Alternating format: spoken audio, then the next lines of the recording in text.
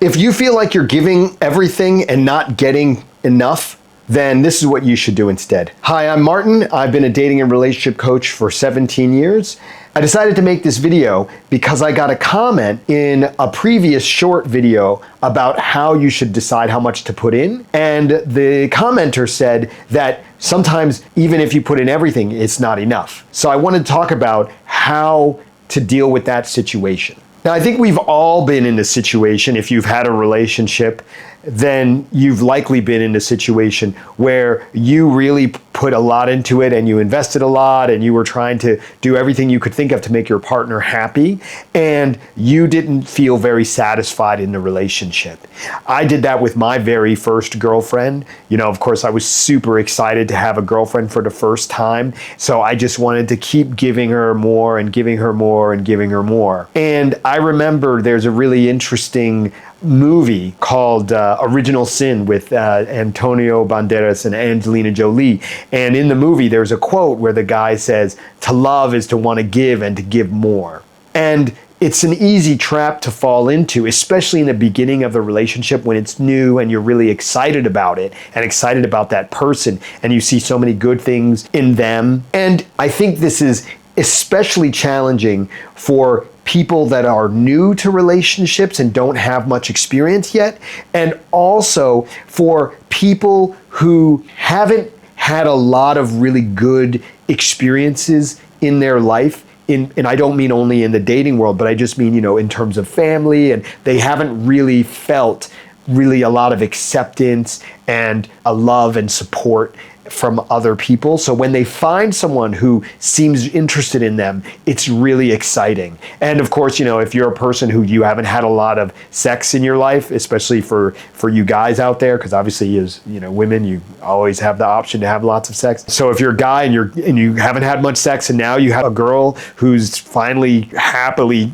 sleeping with you on a regular basis, then this is really easy to feel so happy about that and so appreciative. You just want to keep giving them so much. And this can happen on the reverse for women, but it's generally not about sex. It's about, you know, when you have someone who you feel really pays attention to you, and maybe you haven't had someone in the past who did, or maybe you've dated guys or you've slept with guys who, you know, maybe they just one night standed you, or maybe they just would want to booty call you, but they didn't really seem like they wanted a relationship. And then you finally get a guy who is that level of attractiveness for you, of the guys who typically won't be serious, and now this guy seems somewhat serious, then it's easy to feel, oh wow, he's treating me really well, and you just want to give him everything and be around him all the time and put in whatever kind of effort you can think of. So I think this is a very common problem, and it's an easy mistake to make. And, you know, with my first girlfriend, I definitely did that. You know, I was really excited to have her. I was really excited to have a girl that I thought highly of, who also seemed interested in me. And because of that, you know, I wanted to be the perfect boyfriend, and I tried to do everything that I could think of about how I thought someone should be treated in a loving relationship. But what I didn't consider was what I was getting from the relationship. I was more focused on having this person in my life and in playing this role that I had in my head of what a relationship should look like and what a good boyfriend would do. And I wasn't really thinking about the real situation of the relationship and the balance of what I was getting and what I was giving and how happy I really was outside of just my idea of being with this person. And so in that way, it was kind of a selfish thing where I was really focused on me. In this case, I'm not saying this is for everyone's case, but in my case, I was really focused on me and the role that I wanted to play out, and projecting that onto the relationship, assuming that if I did everything that I possibly could, then the relationship would definitely work out. The reality is that you can like someone a lot and you can want to be with them, but that doesn't translate into being satisfied in the relationship. Not because the other partner is bad or there's something wrong with them, but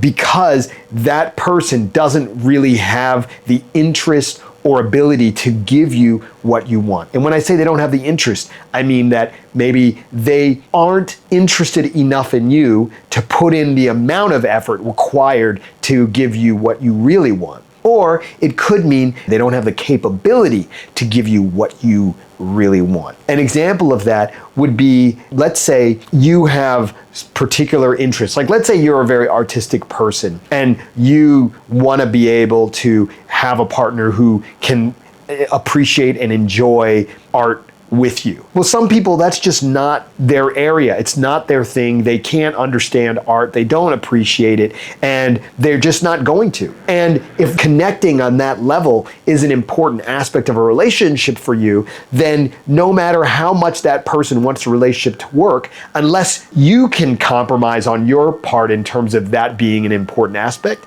then the relationship isn't likely to be satisfying for you. Now, I've had situations like this too. I dated a girl who was a vegetarian, and for me, I don't even like picky eaters.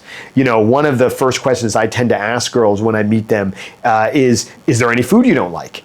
And if they give me a long list, then I'm already thinking about how this relationship probably won't go that far. Now, that doesn't mean we can't have fun together and go on some dates and maybe even date for a couple of months, because obviously food isn't everything, even for me who really is into food. But over the long run, that fact that there's all these foods she doesn't like are going to irritate me and annoy me. Now, for you, that may be a silly thing and you wouldn't care about it. And that's fine. We all have our weird, silly things that we value or that we find important, that are quirky about us. And, a key aspect of having a long-term relationship that works and where both people are satisfied is that those weird, quirky things that don't make sense but just are, don't clash too much. Now, as an example of how this isn't in and of itself a reason to write someone off is in this case of a picky eater, sometimes people are picky eaters not because they are actually picky eaters. A lot of times they haven't really been exposed, in my experience, to really good quality food. So their idea, they have some image, they tried an onion at one time in this particular dish made by a particular person, and after that they never tried it again because they just thought, oh yeah, it was awful and I hated it forever. But what I found is that sometimes in a different context, in a different situation, then I'll say, well, look, why don't you just try it again? And they do, and then they go, oh, it's good. And then that changes their whole thinking. And they go, oh, actually, maybe, this thing that I thought was true isn't really true. So there's always the potential for someone to move beyond those limitations. And so even when I meet someone who maybe is a picky eater or something like that, I don't write them off immediately. I generally will think, okay, well, if there's a lot of other positive aspects about them, then, we can date for a while and I can sort of see if this is a really strong frame for them that they can't compromise on, or if it's something that there's some flexibility on. Okay, so in the case of the vegetarian, I wanted to know, how important is this vegetarian thing to her? Because, for some people, they're vegetarians and they do it for health reasons, or they do it just to try it out, or maybe they kind of grew up or they spent a lot of time around people who did that, but it's not really like something they really chose. It's just something they ended up doing. Now, in her particular case, she was a vegetarian because when she was a baby, she got sick, and she was very sick and almost died. And her grandmother prayed for her recovery and essentially promised that if her granddaughter recovered from this illness, she would become a vegetarian. And this girl really respected her grandmother, and she was very close to her grandmother. And so for her, this vegetarian thing was a very deep thing. And of course, I didn't want to push her to change based on that. And so, this was a big limiting factor because I really didn't want to eat with her, and I pretty much avoided eating with her as much as possible. And for me, eating is a big deal. And, when you spend time with people, you kind of have to eat with them. And it's for a few reasons. One of them is if we travel together to a foreign country, I'm not going to be able to know what's in the food necessarily. And for me, checking all those things and having to go through all this would be just way too annoying for me. And it would really make me feel like I wasted my time on this trip and wasted a lot of energy. Now, you could say, for some people, maybe that wouldn't matter and it's not a big deal and they don't mind. Fine, that's cool. But for me, like I said, that's my quirky thing that for me, even a picky eater is really tough. So here's the point, is that early on in the relationship, unlike with my first girlfriend, early on in the relationship, I'm finding out things about the girl that may be problematic. And I'm aware of these things that may be problematic. See, a lot of people, when they get into the relationship in the beginning, they purposefully ignore these things. And they just think, well, I'm sure it'll work out, or they just think we're just getting to know each other, so maybe it'll be fine later. And a lot of the times is because they're so focused on and excited about getting this person that they ignore their real preferences that they know from their dating experience. And they imagine that they're going to be able to overcome them. So there's a problem of not accepting of themselves and who they are and what it is that they want. And that can be, like I said earlier, it can be about the fact that maybe you are so happy to have this person who is into you, that you think that that's more important than the things that you care about and that you need in a relationship. It's the honeymoon phase where there's so much excitement around a new relationship that you ignore all of these potential issues that could appear in the future. Now, what I'm suggesting is that you notice these things. And early on in the relationship, you start to, let's say, kind of test these things. You try and push those boundaries because you know that those are going to be the things that are going to wreck the relationship long term. Now, let's get back to another way to look at this. So that's one way, noticing things about the other person that in the long run could definitely cause friction in the relationship or that could make you unsatisfied. Because any of those things that really bother you, that person is really going to have a lot to offer for you to be able to ignore that thing that you don't like. So you need to be thinking about that early on. Not to say, once again, that you can't have a relationship with them, but just that you have to be aware of these things. And because you're aware of them, you can think, okay, this relationship may not be able to last forever. This might be a few months or maybe even a few years. Now, the next thing is that you have to think about how relationships are things that progress over time. All right, now I tend to call this compliance. Now, when I say compliance, it doesn't mean that the person does what you want immediately. What compliance means is that over time in any relationship, it is natural that for that relationship to progress, each person is willing to put more and more into the relationship. They're willing to do more and more for one another. So typically in my live seminars, I'll choose someone, one of my clients, and I'll say, hey, would you lend me $10,000? And the person will say, no, I wouldn't lend you $10,000. And I'll say, oh, that really hurts my feelings.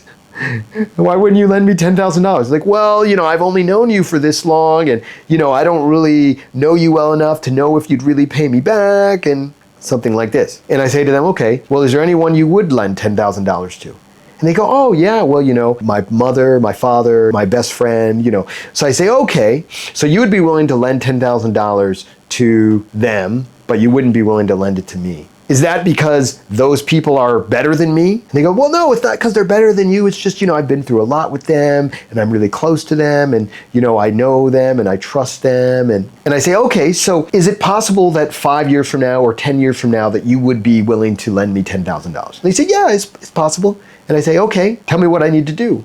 Let me take some notes. And they say, well, we'd have to have a lot of experiences together. I'd have to feel like I know you really well. I'd have to feel that you did a lot for me. And so, giving you or lending you $10,000 isn't a big deal compared to everything that we've been through and everything you've done. And I say, okay, great. And then I point out that, okay, now let's say if you said that you'd be willing to lend $10,000 to, your friend. How would you feel if they weren't willing to lend you $10,000? And they said, oh yeah, I'd feel like pretty unhappy about that. Like, what would I'd be like, dude, how come, I would lend you $10,000, how come you wouldn't lend me $10,000, right? Because there's this reciprocal nature where we kind of assume that what we would be willing to do for someone else, they would be willing to do for us. And if we don't feel that way, we feel that the relationship, is a bit unbalanced or a little bit strange or there's something off about it. So now we have this idea that in the future they would be willing to lend me $10,000. And right now they wouldn't. And then there's some progression over time that would move me to the point where they would be willing to. And so this is how relationships develop. They start off with people being willing to do small things for one another, and the relationship progresses as long as people are willing to do more and more. So for example, let's say you meet a girl for the first time. She talks to you, she replies, she doesn't ignore you. That's good. Okay, let's say, you ask for her contact information, her Instagram or her WhatsApp or whatever it is, and she gives you that. Okay, great. That's a higher level of compliance. All right, now you text her and she replies. Okay, that's great. We're moving on up. You make some jokes and she laughs at them. Okay, this is going really well. You suggest that you guys go out together and she says, oh yeah, sure. We could go out together sometime. Okay, great. Things are good. Then you actually invite her out and she agrees. All right, that's even better. Now, of course, she hasn't shown up yet, so we don't know if she will, but so far, so good. Okay, so you suggest meeting and she says, okay, I can do this day, and you guys plan something, and then she cancels. Okay, well, that's not so good. You planned to meet and now she canceled. Okay, but then you reschedule her and she says, yeah, I'm really sorry about last time. Yeah, this sounds great this time. And because I canceled on you, it's my treat. Oh, wow, okay. She must really be interested if she's not only saying that she wants to reschedule, but she's saying that because she didn't, she's giving you an even higher level of compliance, because instead of just showing up, she's saying that she's going to show up and she's going to pay. And then what happens? Well, she shows up and she pays. Hey, great, things are moving along, right? And then you invite her out again and she shows up again. Okay, great. Then she spends the night with you. Okay, this is good, more and more compliance. Then after that, she sees you again. Then, instead of she spends an entire weekend with you. Great, we're moving up along the compliance. So this goes both ways, right? Because of course, as she's spending more time with you, you're also spending more time with her. So you see the compliance is going back and forth. Now, maybe she likes to text you more than you really like to text, but you text her at the level that she's happy with because you're giving her a certain level of compliance. Or maybe she likes to do phone calls and you're not really into phone calls, but because she's really into phone calls, you go along with that. Both you and her are giving each other increasing levels of compliance. Now, let's say that you really don't like doing phone calls and it's a real thing that's going to really annoy you in the future. Well, if it's going to really annoy you in the future, there is a tendency for many people to just go along with it early in the relationship. However, really that will just lead to you spending a lot of time doing something that you really don't like. This thing will mean that you automatically expect more from the other person. And usually the other person isn't aware. They think that they want to talk to you, so of course you would be happy to talk to them on the phone too. And if you said, well, I'm not really into phone calls, they're going to think, oh, I guess they don't really like me if they're not really into phone calls. That might be true. I mean, it is a valid thing to think that this other person isn't really interested in you because they don't want to do phone calls. And so that's why many times people will just go along with it because they don't want to communicate to the other person they don't like it. But the relationship progresses and these phone calls become this burden. And because they become this burden, you now feel that you deserve something more from the other person. See, they think that this is something that's mutual and that you both enjoy. But really, you're doing something for them. And so because you're doing something for them, you're going to feel that they need to do something for you. And a lot of times what happens is more and more of these things build up. And suddenly you feel that you're doing a lot for them and you feel that they're not doing much for you. But it's not because that person is a bad person or because they're bad at relationships or because they're not a good partner.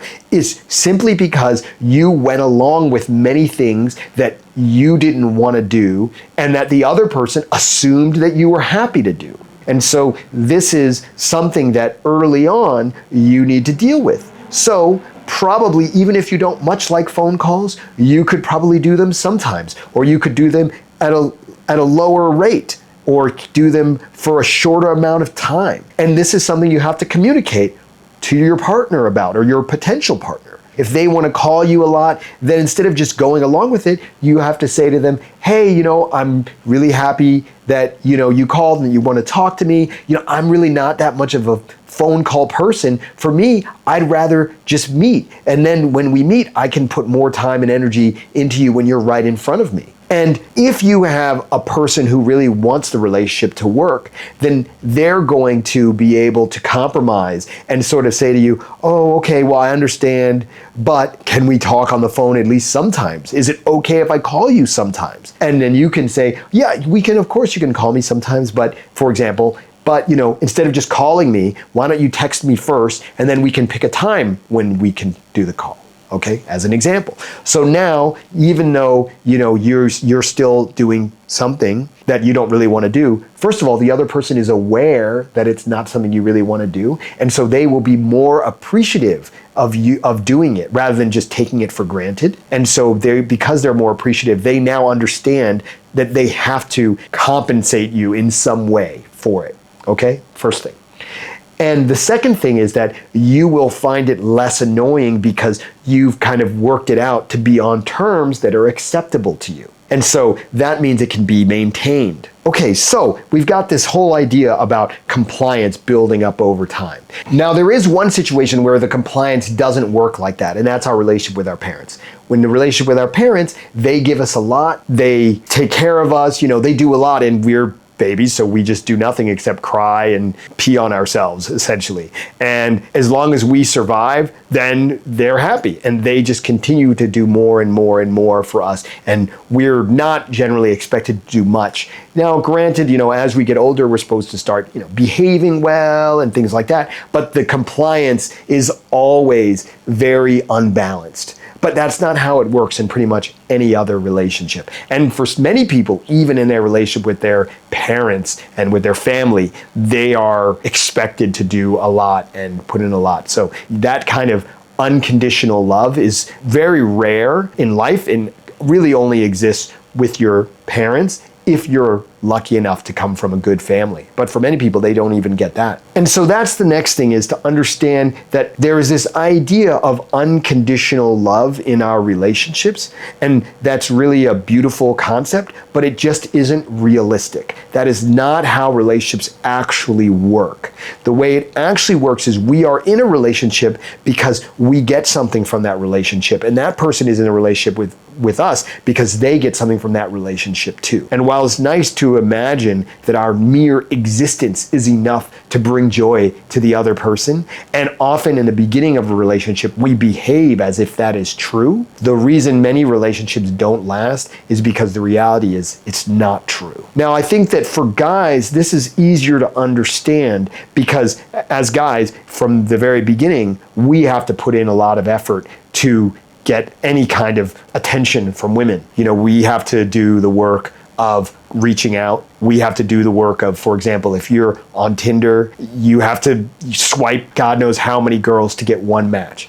And then once you get that match, you're responsible to come up with some clever, witty first message with the hopes that they're actually going to reply. And oftentimes they don't. And if they do reply to that first message, now you have the burden of trying to keep it interesting, right? What do girls say in their profiles? They say, oh, don't just say hi. Okay, well, what are you supposed to say? Your profile has a few pictures and you've written nothing. But that's the burden that we have in the beginning. And then, of course, we have to offer to take her out. And the place we offer to take her out to has to be appealing enough and interesting enough that she wants to show up. And we have to convey our personality and seem very fun and interesting enough and in ways that make her interested to come and meet us for the first time. And then she shows up, all she has to do is show up. And then, we're paying for her lunch, or we're paying for her dinner, or we're paying for her coffee, or whatever it is. So because that's the experience of guys, we very early on understand that there's no such thing as unconditional love.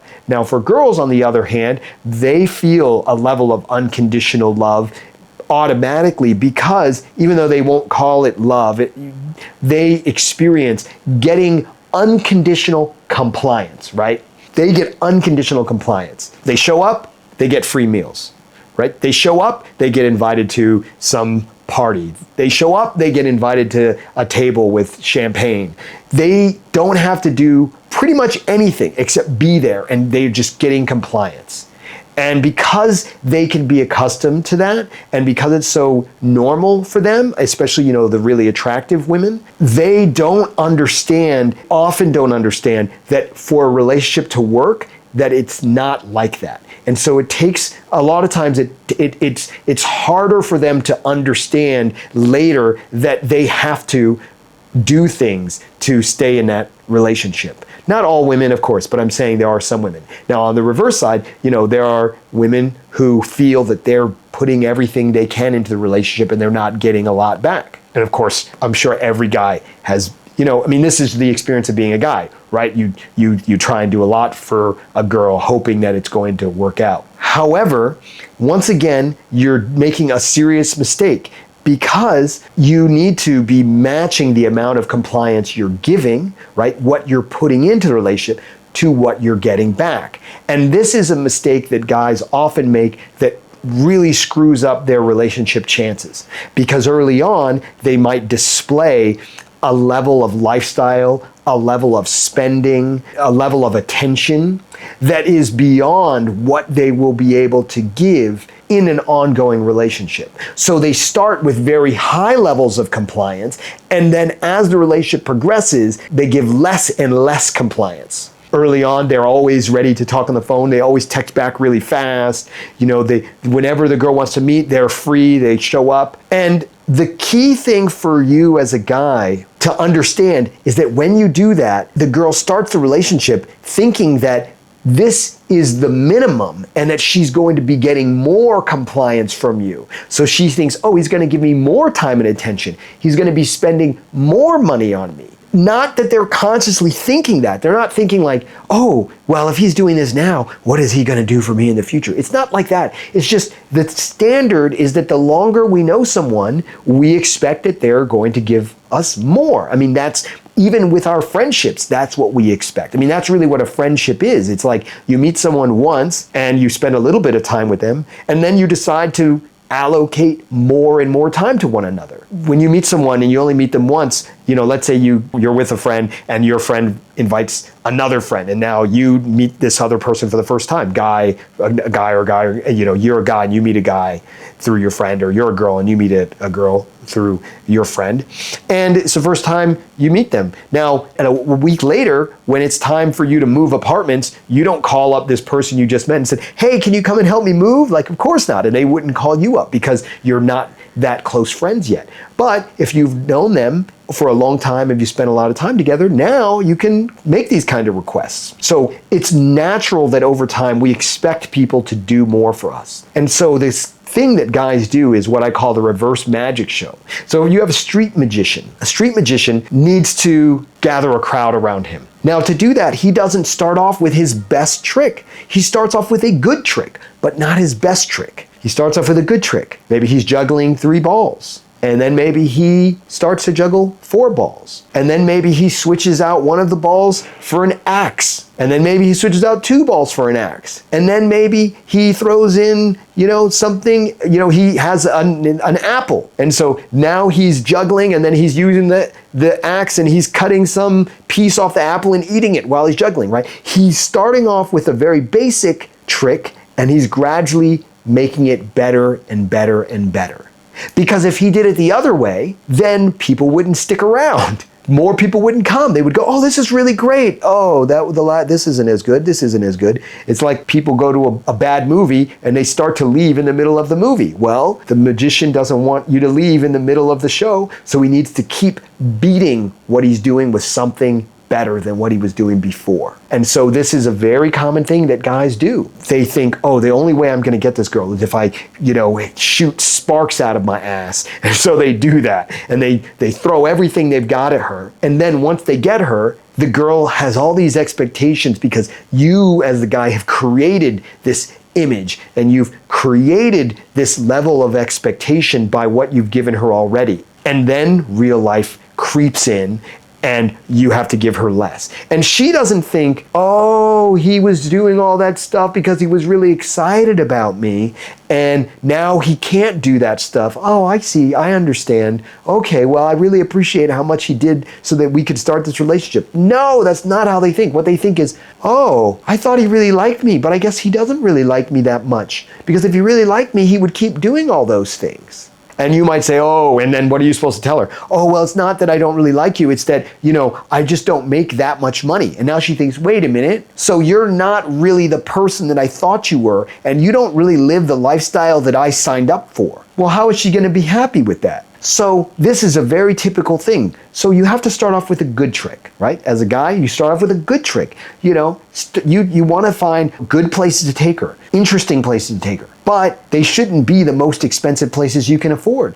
You're going to need to come up with something better when it's her birthday, for example, or when it's Valentine's Day, or something like this. And if you've blown all your best stuff the first few dates, how are you going to top that? You can't. So you have to think about it at that level. So for example, here, if you're going to take her to a nice place, take her to a nice place for lunch. That's an example where now, even though you took her to a nice place, it's going to be cheaper because it's lunch. And because it's lunch, it's not going to seem as serious or as a big deal as taking her for dinner, right? Or take her to delicious restaurants that are very casual and not some place that's like fine dining. Right? That's a different category where, yes, it's delicious and nice, but there's also this elegance around it that maybe, another place is great and delicious, but because it's not fancy, it's automatically not at the same level, but still very enjoyable and something that she's going to be able to remember. All right, so that's really the key, is starting off with things that are good, but not too much. And the same goes with how much you communicate with her, how much you message her, all of these things, because the idea is that over time, you're going to have more and more contact with her. So in the beginning, I'm not saying, for example, don't message her every day. Sure, message her every day, but maybe it's short messages, or maybe you message her every day and you have some conversations. But it's like when you're really dating, you're going to be maybe messaging her all day, every day, for example. It might be possible depending on, your exact lifestyle and things like that. But, for example, maybe you message her after work when you're just starting out. And then when you're dating more, you message her also at lunchtime. Like, see, those sorts of things. So you need to think about that. Or maybe it's the other way around. You message her at lunchtime and maybe you don't message her that much after work. Or maybe you message her at lunchtime and you message her before bed just to wish her a good night. However, when you've been dating her for longer, then you're going to be messaging her after work. You're going to message her during lunchtime. You're going to message her when you wake up. It's just, you should expect that to expand. And so if you start off with the max that you can do, then you're not going to be able to maintain that, and then she's going to feel that she's getting less attention, and then she's going to feel like she's less happy with the relationship. Now, you could say that you guys might say, oh yeah, but then if I don't do that stuff, I'm not going to get the girl. And it's like, okay, well, you have your choices. Either you don't get the girl, or you have to deal with this problem where once you have the relationship, it's unlikely to last, and you're going to have a lot of problems. Now, for me, I would rather not get the girl than put so much into the girl that when the relationship happens, I'm exhausted and I'm unhappy. Because what's the point of being with someone that you think is really great and being unhappy? Well, for some people, maybe you want to show it off on Instagram. Maybe you want to show off to your friends or something.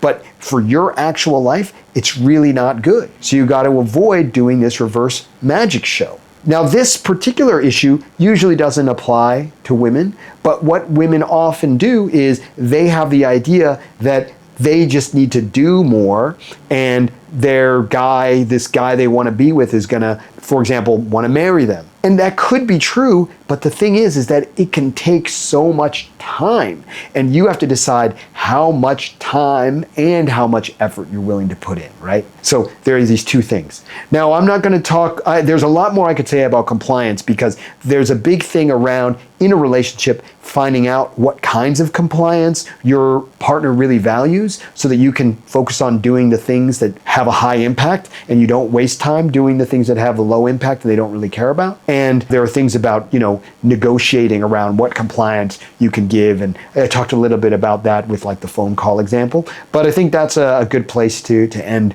for now. So if you have any questions about what I covered in this video, just put them down in the comments below and I'll be sure to reply.